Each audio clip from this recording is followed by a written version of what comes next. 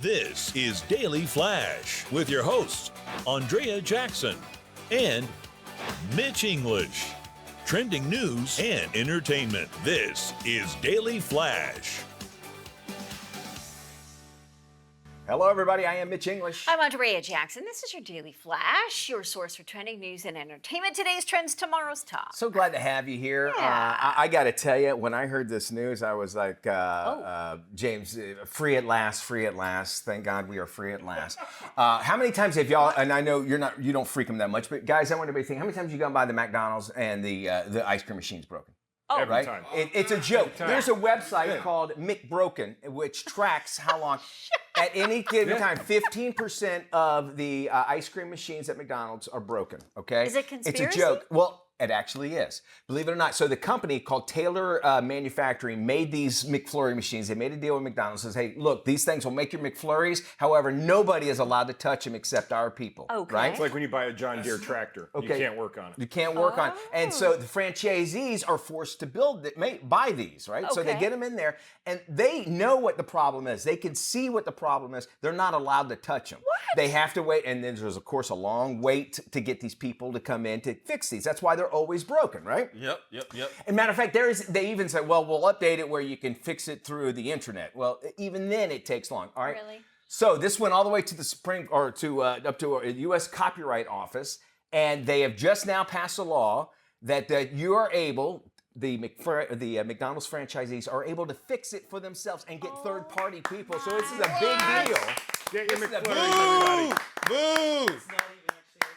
And you know what's even funny? The people called it's not ice cream. You're right. No, you're absolutely right. It's an ice cream food It's product? it's A yeah, it's like frozen cheese. vanilla product. Powder. Powder. Yeah. Is it? So It's like a powder that's Powder. mixed with water or something. you guys seen the places called iFixit? You know that does your You iPhone. break, I fix. Yeah. Right. Okay. Yeah. Well, they were part of the people that made this law change the patent because they're like, Really? hey, iFixit and another company called Public Knowledge. They both worked really hard to change this and helping out these franchisees. Franchisees want it. Hey, look, we want to fix it, but we can't. Of So course. it's big news. You know who made all the money off of that?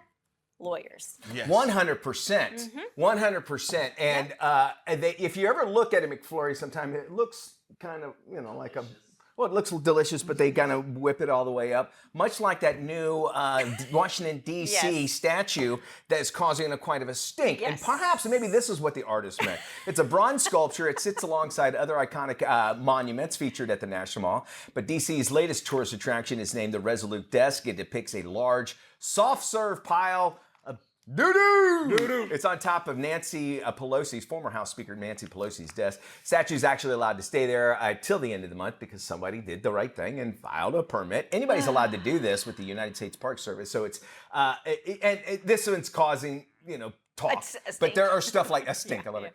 But there are things like this that happen all the time. All People the time. just going out and saying really what I they're guess my doing. question is where did the money come from for this? Because that clearly could not have been an inexpensive Bronze.